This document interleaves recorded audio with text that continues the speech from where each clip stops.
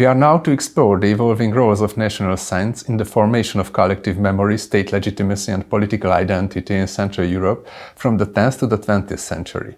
Focusing on the cases of Czechia, Hungary and Poland, it argues that national saints were not only religious figures but also powerful tools of cultural and political narration. Through their lives, legends and cults, they came to embody the ideas of Christian rulership, resistance against paganism and foreign threats, and the moral foundations of national identity.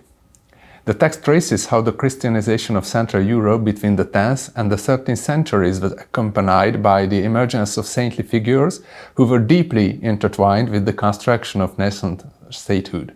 In Bohemia, St. Wenceslas served as the model of the Rex Justus, the righteous king, whose martyrdom became a symbol of national unity and Christian virtue. Alongside him, St. Adalbert, Vojtěch, represented missionary zeal and cross-regional Christian cooperation.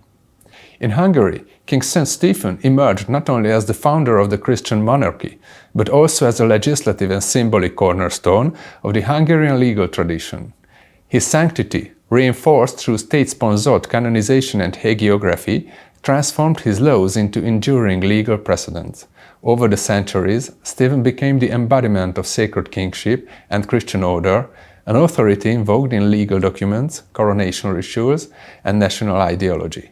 Saint Ladislaus, canonized in 1192, complemented this image by representing the warrior saint, a defender of Christian territory and Hungarian virtue.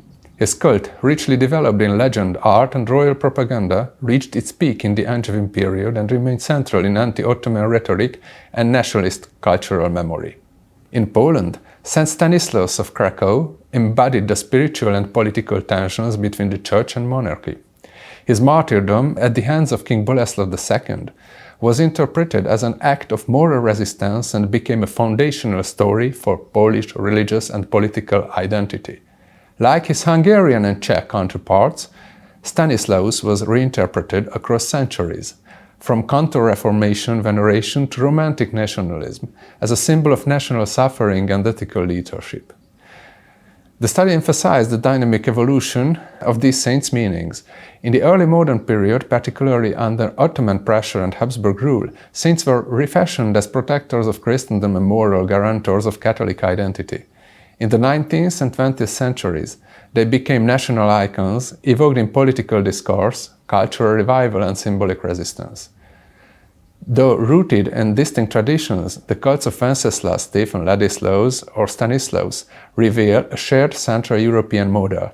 Saints and patrons of the people and guardians of the memory whose sacred authority could legitimize dynasties, inspire military defense, or sustain national identity in the absence of sovereignty. Central Europe's Christianization brought not only new faith, but new frameworks of collective memory as well. The emerging kingdoms of Bohemia, Hungary and Poland each created a canon of national saints, individuals whose lives and deaths serve as models for Christian rulership, religious commitment and national identity. From the 10th to the 13th century, these saints became patrons and guardians of the people. Over time, their cults grew into deeply embedded narratives of legitimacy, often mobilized in later medieval and modern national memory. Saints were not only mediators between heaven and earth, they became embodiments of collective values. And the idealized figures that were forged out of their historical identities were, in many cases, very much fictitious and far from reality. Their significance intensified in later centuries. During the early modern period, especially in the wars against the Ottoman Empire and amid fighting for independence, national saints became symbols of protection and Christian resistance. In the 19th and 20th centuries, amid national awakenings and political nationalism, their cults were reinterpreted as repositories of cultural memory, moral exemplars of the nation, and figures of historical continuity.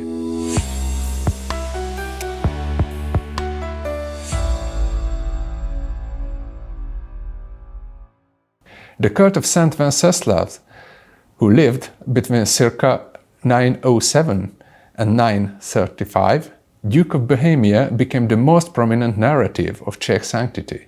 His death at the hands of his brother was presented not as a dynastic failure, but as a Christian martyrdom. Already in the 10th century, Wenceslas was seen as a rex iustus, the model of the righteous ruler. His cult was institutionally rooted in the Cathedral of Prague and became a dynastic symbol for the Přemysliv rulers. Over the centuries, Wenceslas was invoked as a military patron, a unifier in times of division, and the eternal ruler of the Chilands. His figure was especially important in moments of political crisis or national awakening, from the Hussite wars to the 19th century nationalism. Saint Adalbert of Prague, martyred in 997, complimented Wenceslas as a symbol of missionary zeal. His cult extended beyond Bohemia, playing a role in Polish and Hungarian Christianization narratives as well. Přestože panteon českých zemských patronů zahrnuje 17 postav, trvalé úctě se těší pouze svatý Václav, který byl považován za ochránce a nebeského přímluvce Čechů již od poloviny 10. století. Světcův svátek 28. září si veřejnost připomínala natolik spontánním způsobem, že církev musela od 13. století vyvracet představu, že je svatý Václav patronem opilců. Svatému Václavovi byla roku 1346 věnována rovněž koruna, kterou si mohli čeští králové vypůjčit pouze v den své korunovace nebo při významných slavnostech a svátcích.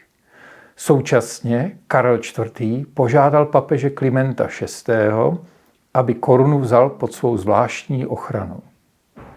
Kult svatého Václava přestál bez újmy nepokoje doby husitské i reformaci, cenila si jej rovněž barokní zbožnost. Dne 28. října 1918 byla z podstavce pomníků svatého Václava vyhlášena samostatné Československo a svatováclavské milénium, jež bylo pragmaticky spojeno s 10letým výročím vzniku Československa, si roku 1929 okázale připomněly rovněž politické elity první republiky. Za druhé světové války byla svatováclavská úcta zneužita okupační správou a úřady. Kníže Václav byl prohlášen za německého kolaboranta. Jak ale dokládá pomník na Václavském náměstí v Praze, svatováclavská úcta přesto zůstala pevnou součástí českých míst paměti. Výjimečné místo zaujal pomník v protestech proti okupaci Československa, vojsky Varšavské smlouvy v roce 1968 a o rok později po tragickém upálení Jana Palacha či za sametové revoluce roku 1989.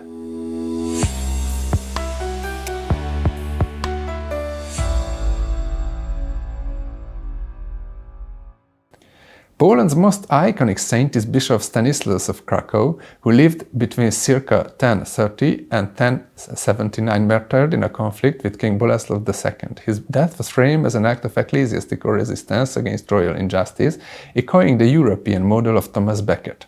Canonized in 1253, Stanisław became the patron of the Polish kingdom. His cult was not only religious but political, a symbol of the moral limits of royal power and a focus for national unity during the partitions and foreign rule. Earlier saints, such as Adalbert and the missionary Five Brothers, contributed to Polish Christian origins. But Stanisław was central to the memory of ecclesiastical autonomy and the intertwining of church and nation. In the early modern period, his cult was rekindled in the context of the Polish-Lithuanian Commonwealth's identity as the Antemurale Christianitatis. In the 19th century, under partition, Saint Stanisław became a symbol of resistance, martyrdom and national endurance. U schyłku pierwszego tysiąclecia wyłoniły się zasadnicze zręby cywilizacji europejskiej w postaci kręgu chrześcijańskich monarchii skupionych ideowo wokół Rzymu. W obliczu nadchodzącego milenium panujący od 996 roku jako cesarz Otton III rozwijał wizję odnowy Cesarstwa Rzymskiego. Odtąd miało otrzymać nowy kształt. oprócz 3 filarów znanych już w starożytności, Roma, czyli Italia, Galia i Germania, miało zyskać 4, Sklawinia, czyli Słowiańszczyzna. Tak młody, kilkunastoletni wówczas cesarz docenił kraje środkowej Europy, a miał w tym zapewne swój udział biskup stolicy Czech, Pragi, święty Wojciech. Dołączył on do dworu Ottona w 996 roku, zyskując jego szacunek i przyjaźń, a niebawem też przyczynił się do jego współpracy z władcami Węgier, Stefanem Świętym oraz Polski, Bolesławem Chrobrym.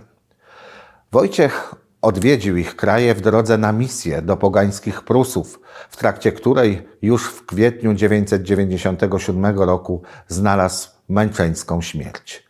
Wojciech przyszedł na świat około 956 roku w Czechach rządzonych przez Przemyślidów, ale pochodził z innego rodu książęcego. Był synem sławnika, którego siedzibą były Libice. Początkowo szykowany był na rycerza, niejako zgodnie z imieniem oznaczającym pociechę wojska, ale ostatecznie rodzice skierowali go na drogę duchowną. Ojciec powierzył go opiece zaprzyjaźnionego z nim Adalberta, pierwszego arcybiskupa Magdeburga od 968 roku. Udzielił on Wojciechowi bierzmowania, na którym ten otrzymał też imię Adalberta. Pod nim znany jest w krajach niemieckojęzycznych. 9 lat kształcił się w Magdeburgu, a święcenia kapłańskie przyjął już po powrocie do Czech w 981 roku. Po 2 latach został biskupem Pragi. Urząd powierzył mu, dokonując inwestytury, sam cesarz Otton II podczas pobytu w Weronie. Konsekrował go zaś arcybiskup Moguncji, Wiligis, któremu podlegała diecezja praska.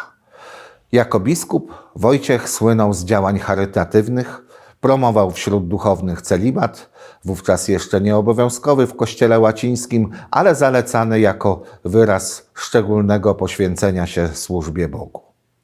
Starał się też zwalczać zakorzenione od pokoleń zwyczaje niezgodne z doktryną kościelną. Działalność ta spotykała się z niechęcią części jego diecezjan, ale szczególnie naraził się elitom z władzą książęcą na czele, gdy zaczął sprzeciwiać się handlowi niewolnikami. Na tym tle popadł w konflikt z księciem Czech Bolesławem II i w 988 roku opuścił swą diecezję. Udał się do Rzymu, gdzie spotkał się z papieżem. Powędrował następnie do kolebki zakonu benedyktynów, opactwa na Monte Cassino. Nie zagrzał tam miejsca, ale z mniejszej samotni nie zrezygnował. Odnalazł ją w klasztorze świętego Bonifacego i świętego Aleksego w samym Rzymie, na Awentynie. W 992 roku na wezwanie swego zwierzchnika, arcybiskupa Wiligisa, zdecydował się wrócić do Pragi, by kontynuować pracę duszpasterską. Po 2 latach znów jednak przyszło mu jej zaniechać, a stało się to po dramatycznym incydencie. Wojciech starał się ocalić przed okrutną śmiercią żonę jednego z możnych oskarżoną o cudzołóstwo, gdy ta schroniła się w kościele.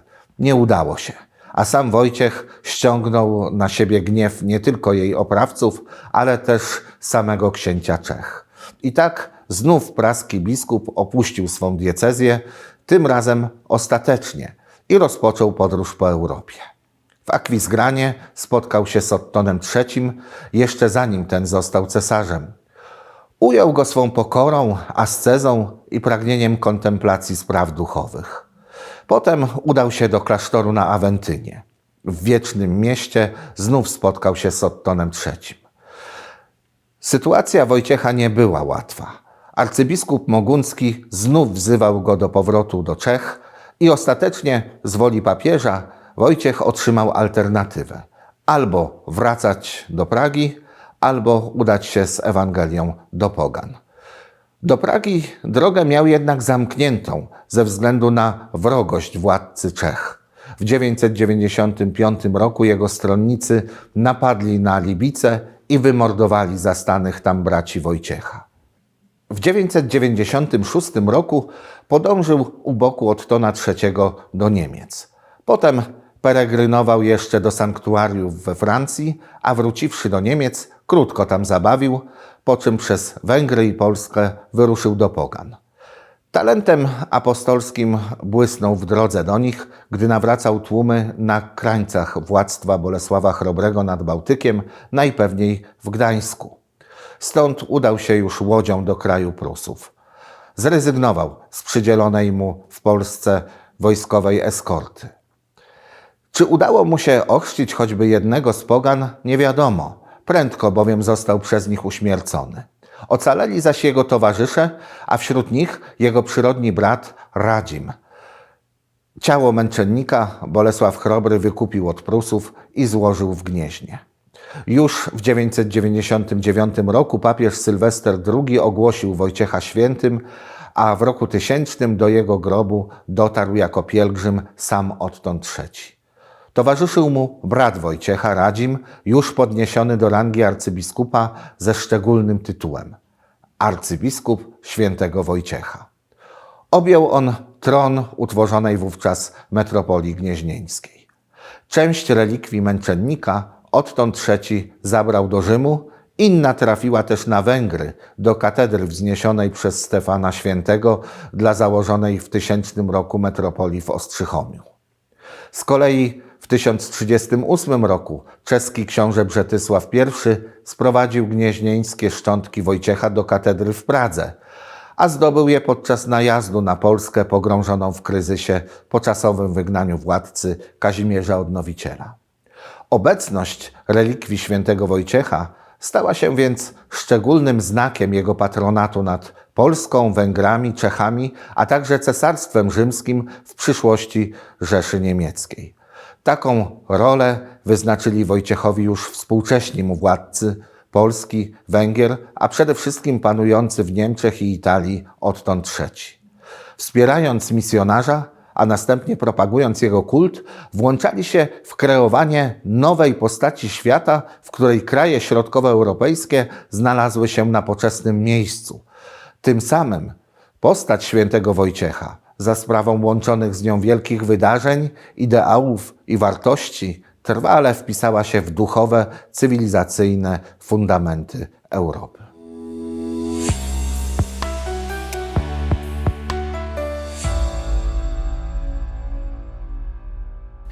In Hungary, the foundational figure was King Stephen I, who reigned between 1000 or 1001 to 1038, canonized in 1083. He was not only the first king, but also the architect of a Christian kingdom, establishing bishoprics, Benedictine monasteries, and a centralized royal authority under papal recognition. Albeit he had not been venerated as a saint among the people shortly after his death, his cult grew strong after King Ladislas I made him canonized, and after Kings Ladislaus I and Columanda Learned made 3 different versions of his legend to be written. Legends which were not only religious texts at the time, but also means of political propaganda. Saint Stephen thus became a crucial figure in Hungarian state propaganda, a cornerstone of the newly born Christian state among the Hungarians, and also the alleged source of state order just less than 50 years after his death. The significance of Saint Stephen in Hungarian legal history, Saint Stephen as a point of reference in feudal Hungarian law. King Saint Stephen is a foundational figure in Hungarian legal history as well. His importance goes far beyond his role in establishing the Christian state and organizing the church. Over the centuries, Stephen's person and legacy became a central point of reference in Hungarian legal and political thought. His sanctity and royal authority gave enduring legitimacy to his laws, which were repeatedly invoked throughout the medieval and early modern periods. Stephen's 2 surviving law codes, First and Second Book of Laws, were among the earliest and most authoritative legal sources in Hungarian history. Though not preserved in systematic codex form, these laws offer a clear picture of Christianization of society and legal architecture of the emerging Hungarian kingdom. His legislation covered ecclesiastical matters, such as the founding of bishoprics, mandatory tithe payment, and Sunday observance, as well as secular concerns, property protection, the legal status of slaves, and court procedures. These laws serve not only as tools of religious transformation, but also as instruments for creating a stable and centralized royal authority. Their content and form reveals Stephen's intention to align Hungary with the Latin Christian world while also asserting his own authority as a lawgiver. Stephen's canonization in 1083 was not only a religious event, it had major political and legal consequences.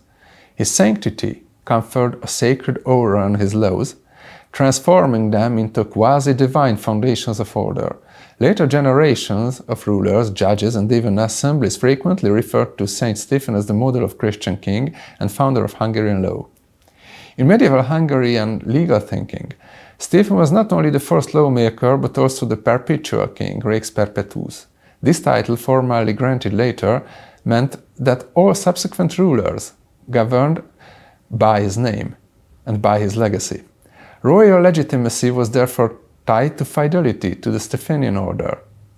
This concept had far-reaching consequences, especially in public law, coronation rituals, legal symbolism, and theories of sovereignty often rested on the alleged notion that St. Stephen's legacy defined the limits of legitimate power, which was in fact not the case.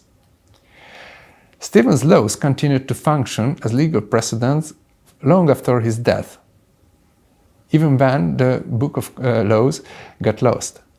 For instance, the Golden Bull of 1222, a key document in Hungarian constitutional history, explicitly referred to ancient rights, among which Stephen's enactments were held in the highest esteem.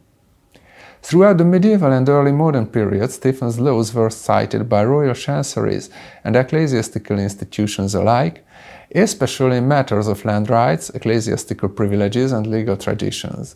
His name served not only as historical authority, but also as a normative anchor, appeals to the laws of St. Stephen or to the gifts of St. Stephen were common in legal argumentation. Verboetz's Tripartitum in 1514, the most influential compilation of Hungarian customary law, reflected this reverence. Although the Tripartitum focused on noble privileges and customary norms, it treated St. Stephen's legislation as foundational. The Stephanian legal tradition was thus regarded as the source of national legal identity, albeit a fictitious one. Stephen's legal significance extended beyond his actual laws. His figure became a symbol of legitimacy, Christian rule, and national unity. In this dual role, as a historical legislator and a mythic origin of law, Stephen's place in legal history is unique. Few historical figures in Hungary were cited both in precise legal disputes and in broader ideological narratives about sovereignty and tradition. In sum, St. Stephen played a central role in shaping Hungarian legal culture, not only through his early legislation, but also through the centuries-long process by which his person, legacy, and laws became foundational elements of Hungary's political and legal identity. Stephen's sainthood legitimized the continuity of Christian monarchy. His image as a Christian king resisting pagan revolts was reinforced by hagiography and court rituals, the crown which was attributed to him from the 14th century, but which in fact had nothing to do with St. Stephen as it was produced at least 2 generations later. This crown became a symbol of sacred kingship, and later a symbol of the integrity of the Kingdom of Hungary, the rights of its inhabitants, and even later on, it was abundantly used and misused by state symbolism of Hungary and even by Hungarian nationalists in the 19th and 20th centuries. Alongside Stephen, his son Emmerich and Bishop Gerard were canonized in 1083, forming a dynastic cult that emphasized moral authority and divine favor. A generation later, Ladislaus I, who reigned between 1077 and 1095, became another cornerstone of Hungarian sanctity. Canonized just in 1192, Ladislaus was remembered as a chivalric king, a defender of Christianity and Hungarian territorial integrity. His cult played a crucial role during the Crusades and the wars against the Cumans and later the Ottomans. He was especially venerated as a warrior saint, and protector of the kingdom during periods of foreign threat. King Ladislaus occupies a special place in Hungarian history and religious culture. Canonized in 1192, nearly a century after his death, he was remembered not only as a wise and just ruler, but also as a warrior saint and Christian hero. His cult combined royal authority with ideals of knightly virtue and defense of the faith, contributing to the formation of a distinctive Hungarian model of sanctity. Ladislaus I came to the throne at a time of internal unrest and external threats. Following the dynastic conflicts that marked the mid-11th century, his reign represented a period of political consolidation and religious strengthening. He supported the church, promoted ecclesiastical discipline, and encouraged the monastic movement. At the same time, Ladislaus was renowned for his military prowess, particularly in campaigns against pagan groups on Hungary's eastern frontiers. He successfully fought the nomadic Cumans and Pechenegs, defending the kingdom from raids and protecting Christian populations. These military actions became central elements in the historical memory, representing him as a Christian king who secured the borders of Latin Christendom. The image of Saint Ladislaus that emerged after his death was shaped as much by legend as by history. In medieval hagiography and popular devotion, Ladislaus was idealized as a model of chivalric virtue, brave, pure, just, and pious. One of the most enduring legends is the story of his duel with a Cuman warrior who had abducted a Hungarian girl. The tale, depicted in countless church frescoes, presented Ladislaus as a defender of Christian innocence and Hungarian honor. The iconography of Saint Ladislaus is one of the richest in medieval Hungarian art. Among the most widespread visual motifs is the so-called Saint Ladislaus legend cycle, typically depicted in frescoes across the Kingdom of Hungary, especially in the 14th and 15th century churches in Transylvania and northern Hungary. This cycle illustrates the legendary duel between Ladislaus and a Cuman warrior who abducted a Hungarian girl. The story unfolds in sequential scenes: the pursuit, the fight, the victory, and then the rescue. These images were not merely narrative, they conveyed political and moral messages. Ladislaus was portrayed as a strong, noble knight, combining Christian virtue with military heroism. The saint is typically shown as a bearded warrior king, wearing a crown and mail armor, holding a sword or battle axe. His figure often appears in church facades, altarpieces, and stained glass, underlining his role as a defender of faith and national protector. The visual emphasis on his martial aspect distinguished him from other royal saints and contributed to his lasting popularity. Saint Ladislaus's veneration spread quickly in the 13th century, especially after his canonization by Pope Celestine III. Numerous churches were dedicated to him, and his cult extended beyond Hungary's borders. He was invoked in times of war, plague, and political instability. During the reign of the Angevin kings in the 14th century, and most notably under Charles I and Louis the Great, the cult of Saint Ladislaus received renewed emphasis. The Angevins sought to legitimize their rules through association with earlier native saints, particularly Saint Emeric and Ladislaus. Saint Ladislaus was presented as the model of ideal kingship. Royal propaganda highlighted his justice, piety, and military strength, virtues that the Angevin kings themselves wished to embody. His relics, enshrined in Nagyvárad, present-day Oradea, Romania, became the focus of pilgrimage and royal devotion. His portraits were minted on the most important pieces of gold coins of Hungarian kings, the Hungarian forints, fiorini. The canonization anniversaries and relic translations were celebrated with ceremonial pomp. Ladislaus was included in official liturgy, and his image was prominently featured in manuscripts, seals, and coins. His figure also appeared in the decorative programs of court chapels and monastic foundations. Through these efforts, the Angevins transformed the cult of Saint Ladislaus into a cornerstone of dynastic identity and a symbol of continuity between the Arpad and Angevin houses. Saint Ladislaus's significance grew during the late medieval and early modern periods, especially in the context of Hungary's long struggle against the Ottoman Empire. As the kingdom found itself on the front line of Christian Europe, the memory of Ladislaus gained new relevance. He was celebrated not only as a king saint of the past, but as a protector of the present. His image was used to mobilize resistance, both spiritual and military, against the infidel threat. In sermons, chronicles, and visual art, Ladislaus appeared as a second Constantine or a Hungarian Charlemagne. He symbolized the martial aspect of Christian kingship, a ruler who not only governed justly but fought courageously for the faith. His cult became part of the ideological arsenal of Counter-Reformation Catholicism in the Habsburg lands, aligning national memory with the universal church. By the 17th and 18th centuries, Saint Ladislaus had become one of Hungary's most cherished national saints. Alongside with Saint Stephen, he represented the ideal of sacred kingship. If Stephen stood for foundation law and ecclesiastical order, then Ladislaus embodies courage, defense, and purity.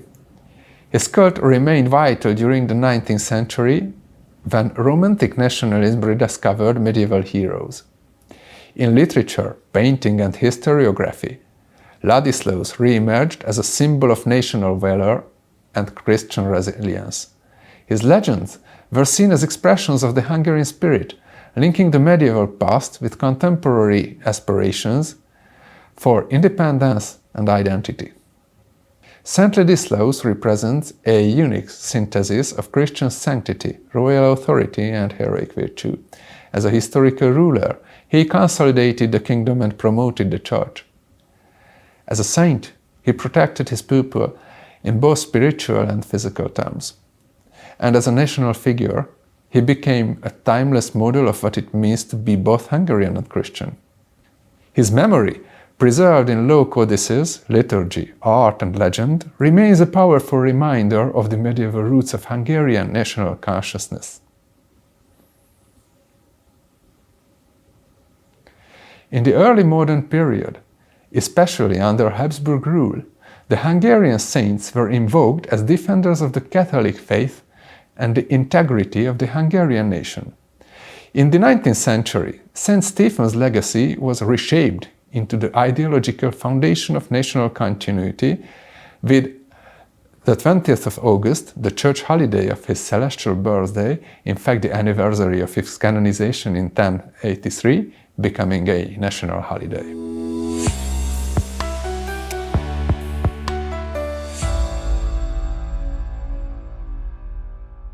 Binational saints of Central Europe, Wenceslas, Stephen, Ladislaus, Stanislaus, emerged from medieval contexts of dynastic consolidation and Christianization. Their later reinterpretation from the 16th century onwards reveals striking similarities in both their symbolic functions and the ways they were mobilized by emerging states, churches, and nationalist movements. These saints shared core traits that lent themselves to enduring ideological reuse. They combined royal or episcopal authority with Christian virtue. They were often portrayed as martyrs or defenders of the faith, and they came to embody ideas of moral order, resistance to tyranny, and the historical continuity of the nation. What began as cultic veneration evolved into a flexible cultural and political vocabulary. In the early modern period, especially amid the Reformation and the Ottoman Wars, saints were reframed as guardians of Catholic orthodoxy and national unity. In Habsburg-controlled lands, saints like Stephen, Ladislaus, or Stanislaus were integrated into Counter-Reformation, iconography, and sermon literature. They were presented as protectors not only of faith, but of the true order, standing against both heresy and foreign invasion. Ladislaus's martial image, in particular, was used in anti-Turkish propaganda, while Wenceslas and Stanislaus became symbols of ecclesiastical steadiness and Catholic sovereignty. From the 18th century onward, Enlightenment criticism sought to desacralize such figures, viewing them as remnants of irrational superstition. However, the rise of Romantic nationalism gave new life to their cults. Saints were not seen as cultural ancestors, symbols of a pre-modern, morally intact past. They were invoked in literature, patriotic sermons, and painting, their images reshaped to reflect 19th century values: heroism, purity, sacrifice, national authenticity. Ladislaus's duel with the Cuman became a metaphor of national resistance. Stephen was transformed into the father of Hungarian constitutional tradition. Stanislaus symbolized defiance under foreign rule. In the 20th century, especially under totalitarian regimes, the use of national saints became more ambivalent. In some contexts, their cults were co-opted by conservative regimes as pillars of traditional authority. In others, their legacy was suppressed or reinterpreted. Under communism, public reference to saints was discouraged, yet they often survived in private devotion and cultural memory. In Poland, for instance, Stanislaus was a quiet symbol of opposition and clerical moral authority, especially in the lead-up to the Solidarity movement. Since the fall of communism, national saints have experienced a new renaissance. They feature in public holidays, liturgical calendars, cultural heritage programs, and even tourist branding. Their names adorn schools, churches, squares, and civic awards. In the European Union era, they are sometimes reframed as bridges between national memory and shared Christian heritage. Yet their symbolic weight is not without tension. In some cases, saints are used in nationalist or populist rhetoric as anchors of true identity or Christian values, often with exclusionary overtones. Others argue that they offer a deeper resource, not political dogma, but moral continuity, historical rootedness, and an enduring connection between the sacred and the communal. Though distinct in narrative and symbolism, the saints of Bohemia, Hungary, and Poland reveal common patterns. They reflect tensions between rulers and church, between local traditions and universal Christianity. They became vessels for later memory, invoked in Baroque Catholic piety, Enlightenment criticism, and Romantic nationalism. Their significance evolved with the times. In the early modern period, they were defenders of the Christendom against the infidel. In the age of nationalism, they became timeless figures of identity, culture, and historical destiny. Their images live on not only in churches and chronicles, but in national holidays, political rhetoric, and cultural consciousness. They were once patrons of dynasties, today they remain guardians of memory.